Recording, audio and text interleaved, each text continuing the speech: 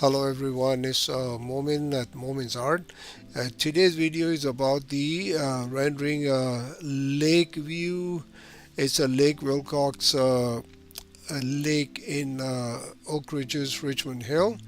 Picture is taken by one of my friend. Very good reference, a little bit challenge on the clouds and the shadow in the water, but it's very important. That video basically, I would say it's easy to render, but the only challenge is the clouds, to render the clouds, and then you the render the shadows, the reflection of these clouds in the water. So what I start with, I have my sketchbook.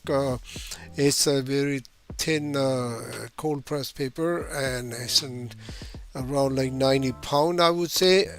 So I don't tape that paper because it's just a very small sketch of that lake view.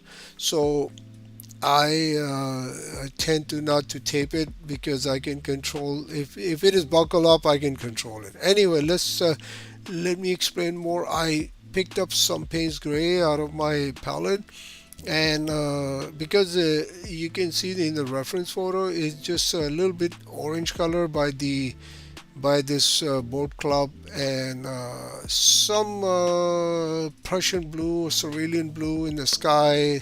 Same thing, reflection in the water also. So evening scene, there's not much colors in there, so that's why I start with the Payne's gray. And I will, as I go along, I will mix some more colors because the trees on the right side are a little bit exposed to light, although it's an evening scene. But there's trees, you can see the colors in there. It's a little bit dirty green color in the trees on the right side, surrounded this boat club. So basically, it's a canoe club. It's a canoe club, and it's fully operational. If you guys want to go, it's in Oak Ridges, Richmond Hill, around Bloomington Road and Bayview Avenue. So it's a nice, beautiful park. I've been there so many times, and this is a very nice place to go visit with your friend, family, and if you do plein air also. Anyway, let me explain the video more. I put along with the Payne's gray, I put some uh, the Viridian green I have in my palette. Usually I don't keep green in my palette, but these colors I bought it long time ago, so I make the use of it. You can use, if you have the green color, you bought it in past and you not using it, I would prefer to mix green colors and not buy like a tube, so you can mix your own green colors. It's not a problem.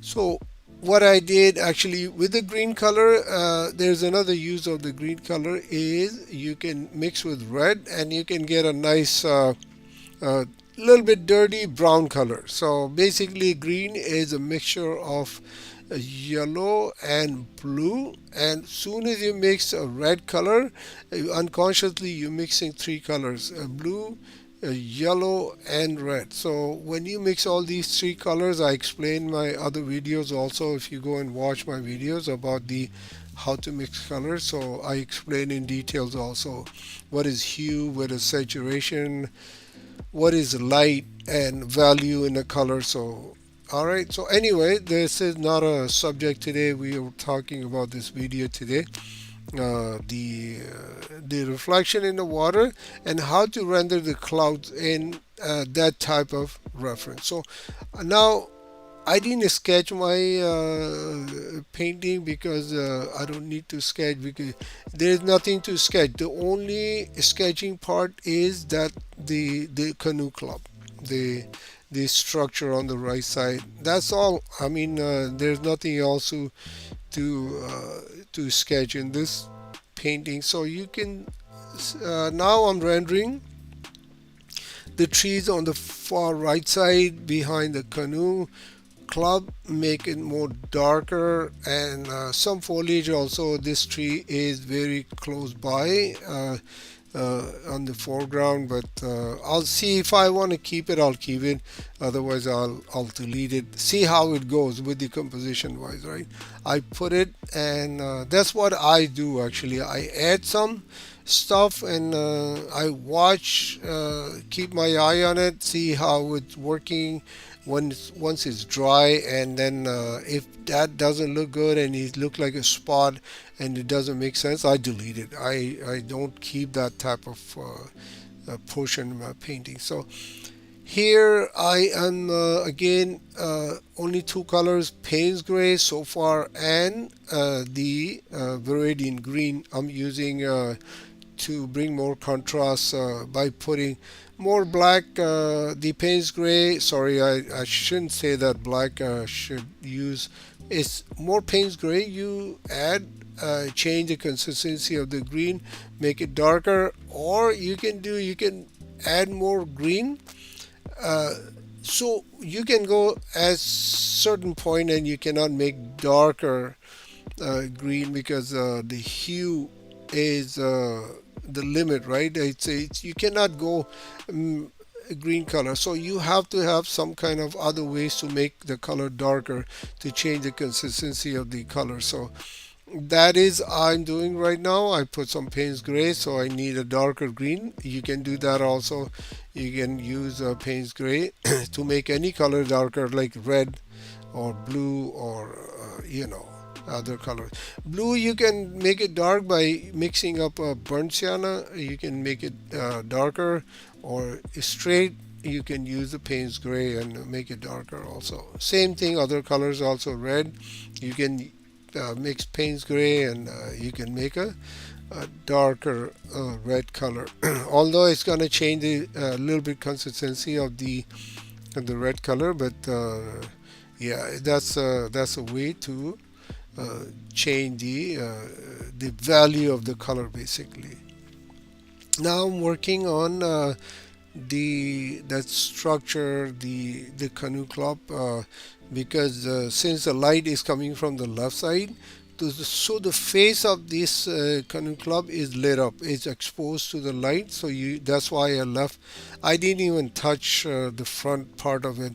It's just a paper white, and the paper white, always repeating myself, is the first layer of the painting, so I didn't touch that part, and I kept the transparent white peeking out from the other colors, so it just automatically create white face of that structure. It shows the light is coming from the left side, and the front is exposed to the light. The left side, the right side, on the outside of the house, the club is less exposed to the light, so I put little less light, and I put a little wash of the yellow ochre, and yellow ochre and previous mix of gray, so make the yellow ochre more a little bit more dirty, and I put the on the side of this structure, and I put some on the top also, to just to change the variation in the color. I put a roof a little bit yellow ochre. I put some orange, cadmium orange, as you can see on the left side of this the boat club, because there was some, I remember in the reference, if you take a closer look in the reference, there's some life jackets, and some stuff from the canoe club is sitting there beside their office. So I put orange color because they're so far, right? You don't want to go in too much detail, and just give hint that there's something is sitting there by beside the club building. It's kind of maybe life jackets or other stuff used in there. Uh, in the canoeing. So I'm keeping that. I'm not painting on the top of that. So I'll keep working on the surrounding areas, which is the black and white, which you call negative painting. So positive is the subject you try to paint, and the surrounding is the negative painting. The subject itself, let's say this structure or these the life jackets and all that, it's all in positive space, and the surrounding, the trees and all that, is all negative space. So basically that helping this the boat club and the live red jackets. And as soon as you put a dark value around your subject, then your subject will show more like you're building a more contrast. Basically that's what you're doing. You build more contrast, more. It's all upon, it's up to you how much contrast. If you need if you like softer painting, you don't need to show a lot of harshness or dark values in your painting. You don't need to do that, just because it's white, right? So you can put a very light value around it and uh, get more contrast. I mean, get a contrast. So if you need more contrast, you can add more value, dark value, to the negative space, and then you get more contrast in your painting. Anyway, I'm using now Prussian blue. I mix it up with a little bit. You don't see in my palette because the painting is small, so I keep it more zoom in, and some of my palette is crop out. It's not showing in the video, but let me explain. This is the Prussian blue, and I put a little bit cadmium red. So I mix this very light, more bluish purple color, and I'm just dragging my brush with this is my Dagger Brush. I believe is a 1/4 inch, and very sturdy brush. Is not very soft because it's a Sable blend made by Rosemary and Co. I use it all the time. So watch this video. I use same brush so far. I didn't change any brush so far because it's a small painting. I don't need to change. This brush has a very different fine tip, and when I need a little bit bigger wash, I can use the side of that brush. Although it doesn't retain a lot of water, you can see I'm going back and forth, picking up some water, mixing up more color. Not a very good idea, but if you have a small painting like this, you can do that, no problem. But the only challenge with this brush is it doesn't retain too much pigment and water. See, I keep going. Sometimes I need a clean water to blend the colors and soften the edges. I get some hard edge on my washes, so I don't want to wait. If I wait, then it's harder for me to get these softer edges. So I'll keep picking up the clean water. I should put this clean water on the side because I keep going on the painting, which is not a very good idea. If you spill a water, a little bit droplet on your painting, it will create a cauliflower. If the wash is still unmature, it still has a dampness in it. So be careful. Try to keep the reservoir, the water, away from your painting. Not too away, but just don't go over it like I'm doing it and keep going. I don't have enough space, so I try to bring everything in the focus. So that's what happened. My reference photo palette, the paper towel, and then the of course the sketchbook and the reservoir, the water bottle. So I'm putting more Prussian blue and some French ultramarine blue. Although I didn't paint clouds, and but this is all that reflection is from the clouds and some the trees in the background. These are the shadows of those trees in the water. So that's what I'm working on it right now, bringing down all these shadow in the in the water. So I'm working on the water. Basically, I'm done with the foreground, the background behind this canoe club. I built all that trees and everything, and the sketching part which I did with the brush, and now I'm working on the water. It kind of I would say the sky, the water almost has 60% of no 60, I would say 70%, and 30% is uh, the uh, the background and this structure on the shoreline. But this needs more attention, the reflection. And when I start working on the cloud, you will see the clouds need more attention also, because there's a lot of clouds in the sky. So, and especially there's atmospheric perspective also. You see the blue clouds right above the tree line. They are creating a little bit of atmospheric perspective. They are a little bit blue, so you should have some kind of a cerulean blue or a Prussian blue to structure those clouds later in the painting, which I will do too. I will show you. So far, I'm working on this water, all these reflections in the water, and it's work. It looks actually not bad. A little bit not very clear, but soon as I start putting some dark value, and then it will start showing. So far I didn't. I just did that. Working on this again. These reflection in the water, and there's some ripples on the water. Sometimes when you the water is it's a calm water. It's a very small lake, so there's not enough.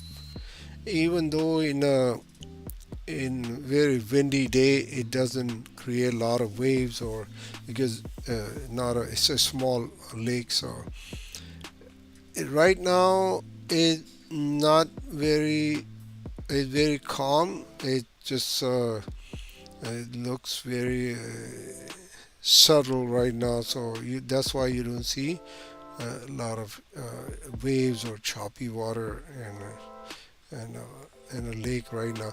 I'm using my I put some French ultramarine in my green mix, the Payne's gray and Viridian green mix, so I can get some dark green color, dark bluish green basically.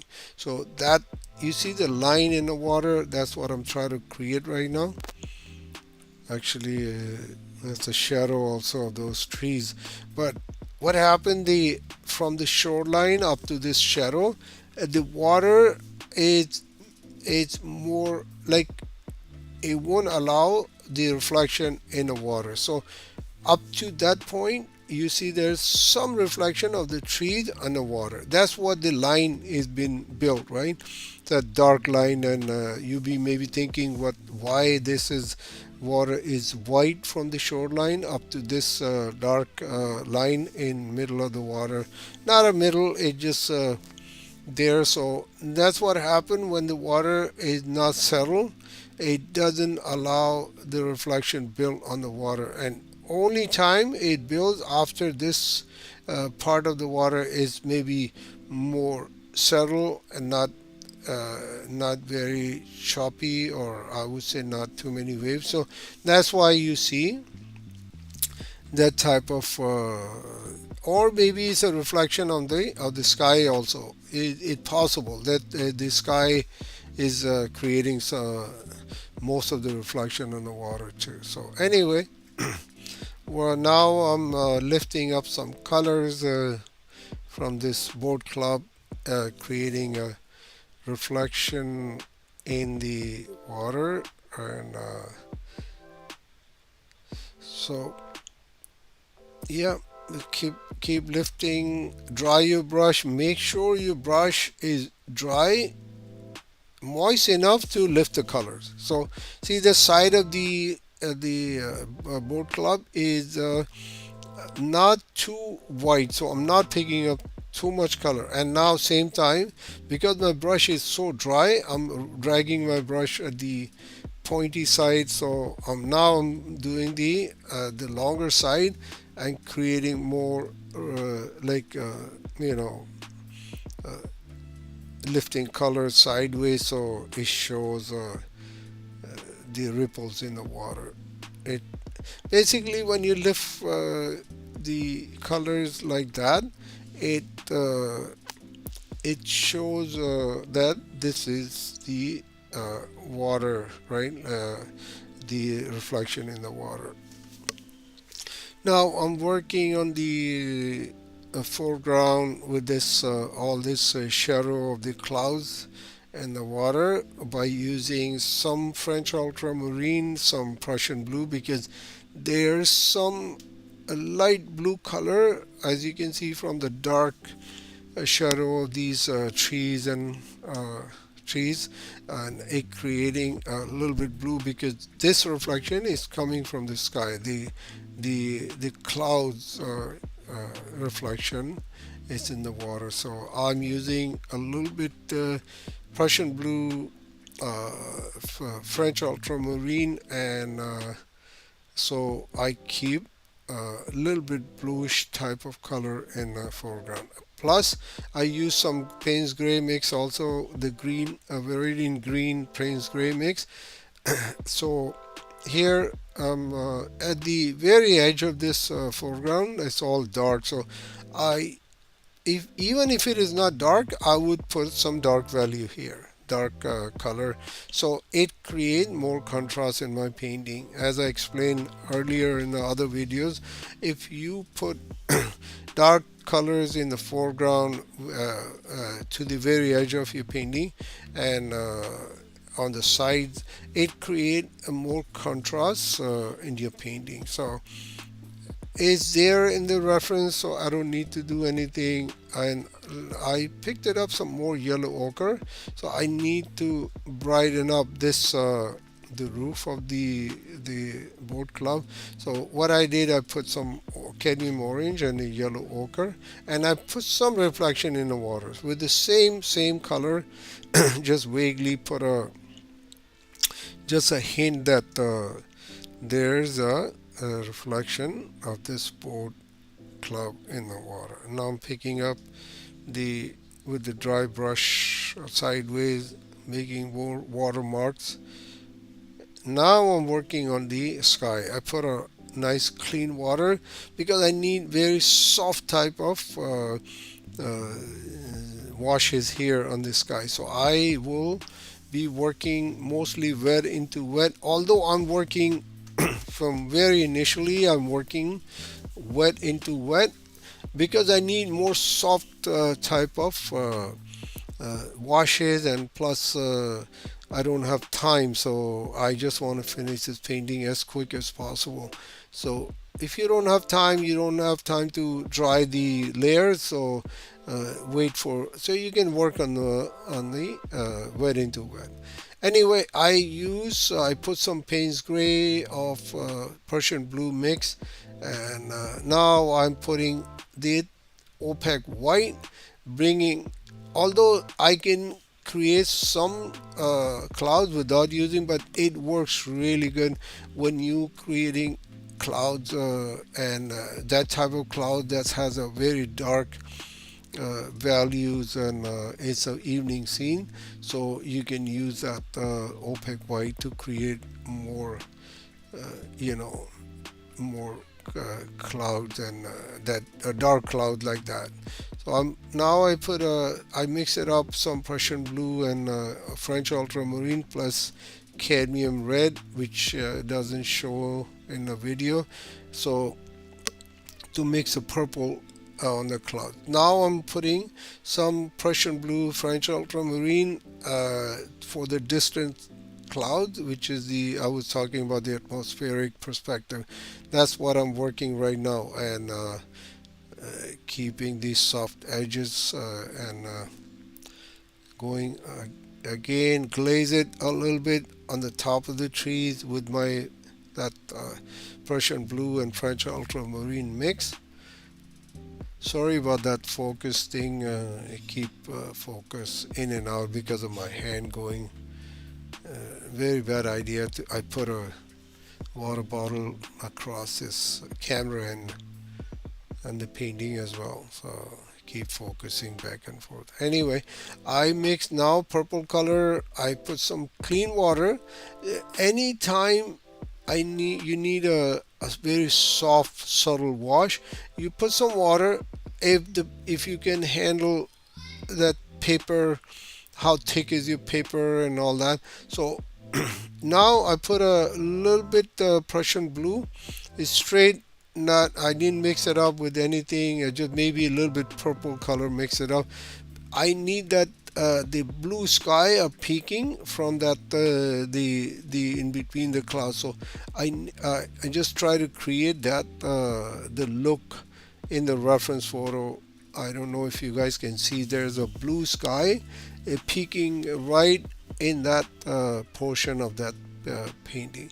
Now I'm putting more paint, the gray color mix of French ultramarine, Prussian blue, and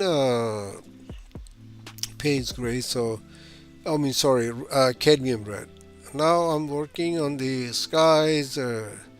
Try to build this energy into these clouds by using the purple color and here some see that hard edge is building up. I put some opaque white now and now I have opaque white in my hand and I keep putting it just vaguely putting here and there and it works by itself. I don't need to do anything. You just as long as the surface is wet you just drop it and it create a nice cloud type of effect which you cannot achieve by using the brush or anything else. So this is it works like magic. Although people say you not allowed white opaque color in a painting, especially in a transparent watercolor or whatever, but if my painting looks better by using this, why not? I use it all the time. I have no problem with that. So now I'm using some the gray mix, putting underneath that the clouds. Still working in the clouds. As I explained earlier in the painting, the clouds and the water reflection in the water is 70% of your painting. 30% is the trees, these small houses alongside of the shoreline and the boat club with some life jackets and sitting on the left side of this club. Yeah, so more work actually. It contribute almost like 70% of the work in a painting. Now I'm still dropping some opaque white here and there since it's in my brush, so might as well use it just randomly. I'm dropping here and there, creating that the drama in the sky that created by these clouds. And so I'm working on that surrounding of this blue patch which I created earlier.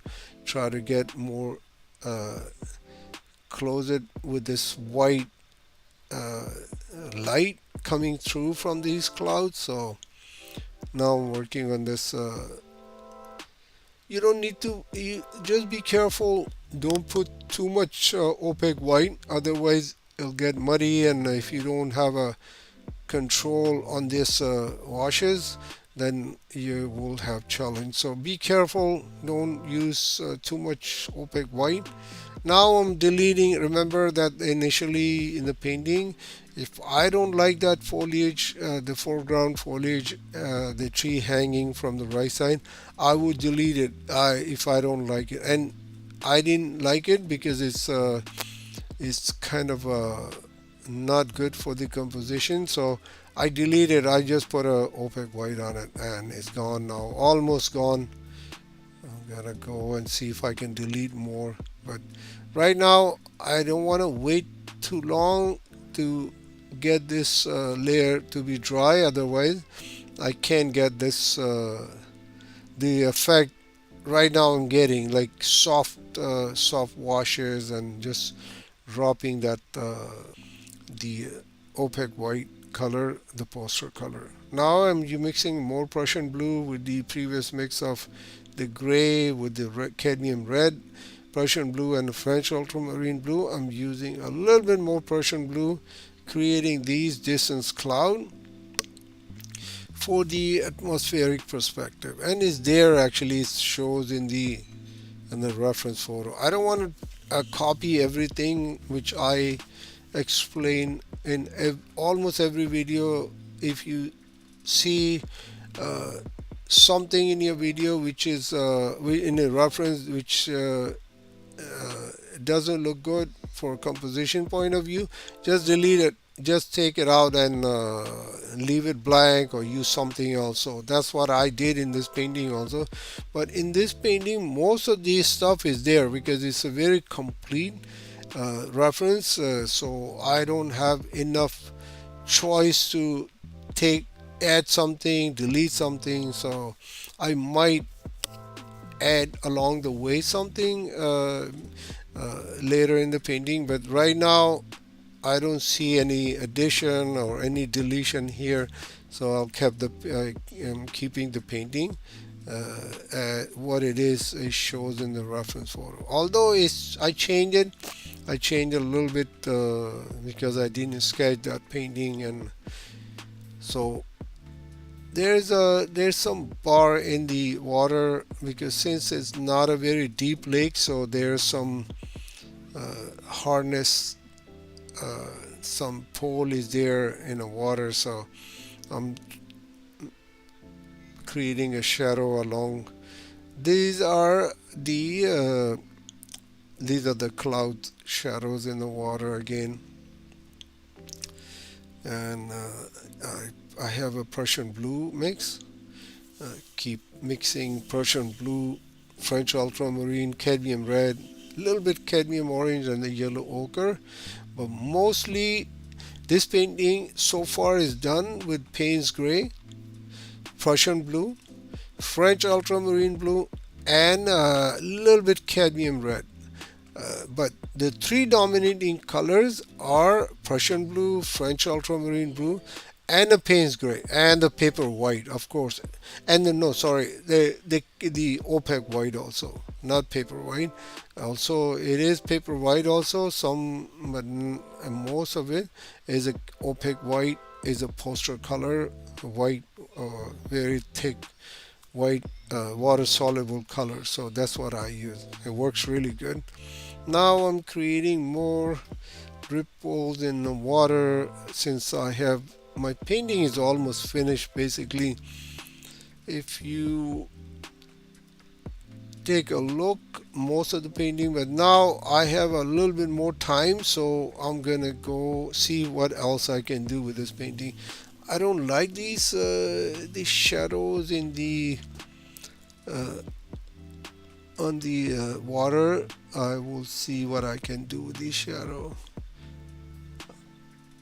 making some ripples on the wet into wet, so creating more soft type of ripples in the water. I'm putting more dark value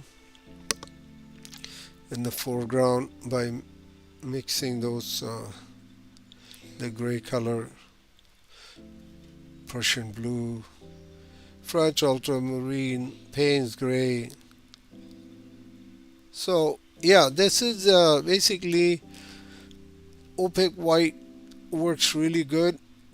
if you don't overdo, and it looks now the sky, you can tell that sky is slowly drying, and white, that opaque white in the middle of the sky, you see that it's just bursting, like it creating such a beautiful texture that you cannot achieve with the brush. So that's the only time you put some water on the paper, uh, and put some dark color like a Payne's gray or something, and then you drop those white, opaque white color. That's the time you create that beautiful texture on your painting, which cannot be achieved by the brushes. So these are the techniques.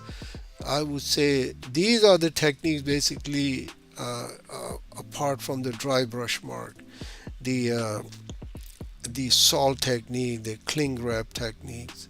These, all the techniques are there for you to use, but this is the most important technique.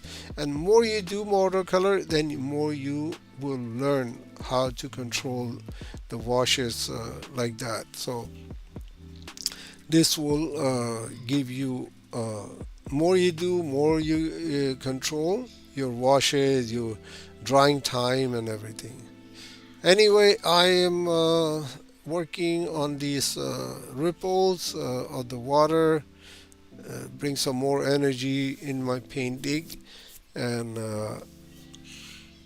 which I don't do that, but just because it's for the reflection, most of the painting is the reflection in the water and the sky, how to create the clouds in the sky. So I would stress more on the those two things. I'm done with the sky. I probably am not gonna. I don't think so. I want to touch this again. Go back. Otherwise, it'll be a problem for me. So I will just leave that like that. The skies, and now I'm working on the water. Just playing with the uh, again French ultramarine, a little bit Payne's gray, sometimes Prussian blue, changing the variation, creating the different color. Both colors are has a different uh, texture, different. Uh, Prussian blue is more cooler blue. French ultramarine is more warmer blue. If you watch my video, the other video about the how to mix colors and which color is warm color, which color is a cool color, you will see all that information is there. So briefly, the for the since we're here, it's Prussian blue is more like a cooler blue, has a more green shade on it, and French ultramarine has more red shade on it, so is considered as a warmer blue, warm and cool blues.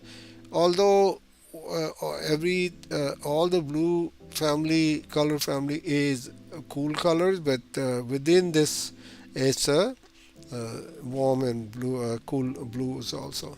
Now I'm using this opaque white again, creating some seagulls in the water, of course, because it's a water body. This is the one thing I'm changing.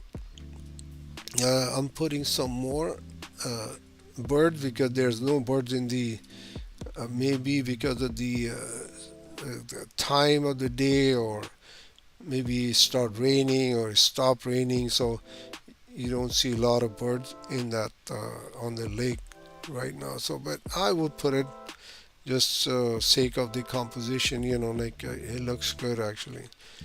I am putting more opaque white across this water, creating more reflection of the sky. Basically this is the light is coming from the sky, that shadow, as you can see that on the sky, that's what the reflection is in the water. Now I'm working with the again the opaque white, creating more shadows in the water that is coming from the sky,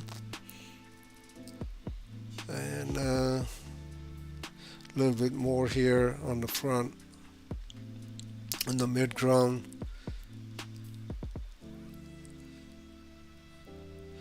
Now this painting is almost done. So almost done. I'm just taking my time, which I don't advise you. If you satisfied with your painting at a certain point and you said, okay, this painting is looks good, and you don't want to do too much, otherwise the painting will start uh, uh, getting muddy, and it show that it's overworked. And keep it simple as possible, don't make it too complicated. And yeah, that is the main thing for the watercolor. You just don't want to overwork with any painting, any acrylic or oil you dealing with. And depends on the paper size also, right? The canvas size. This is a very small paper. I think it's 8 by 11, the sketchbook, my sketchbook. So I don't want to jam too much stuff in a small size of the paper. So here I'm deleting that. I don't like that. Remember I told you. So I will just put some opaque white, put some water. Although the layer was dry, basically the sky layers, all these layers were dry. So I have a chance to uh, delete that foliage which I render initially, and it's gone now. Actually, it's just disappeared just by putting a little bit white color on the top, because it was not too dark, so it was very light value, so I can easily, I put one layer of the white uh, before. Now I add a second layer on the top, and it's gone now. Okay, so I put some few birds. I'm working on a small these. Let's put some canoes here, because since it's a canoe club, we will put. This is the another change. I'm doing it with the painting, although is the canoes are not in there, or maybe they're there, but there is it's too far in the reference photo that you cannot see. But I will put it. Just. Bring some more energy into the painting, and there you go. So I put not too many. I put 3 canoes in the water, I mean on the shoreline. Then they could be in the water, there could not be in the water, but I just put it there. You can visualize if they're in the water or not. So here, working again in the foreground, put some more reflection, dark reflection in the water. Make sure that your lines, these reflection, these streaks you're putting in the water to creating the water effect, it's very important. You need to be straight. If you go like sideways and you're a little bit off, lateral, these marks, then water will look crooked. So be careful when you are making these streaks with the dry brush, with the brush dark value. Be careful. You have to be make sure that it's straight, right, from left to right. Otherwise, it will be not gonna look very good. So almost done. Painting is done. Let me sign it. And so if you have any question, any concern about this painting, please leave it in a message, in the chat. And please, if you like the video, subscribe the channel and hit the bell icon button so you can be notified when I put some more videos like that, which I do every week. So I hope you learned something of this video, and hopefully I'll see you next time. You take care. Thank you. Bye bye.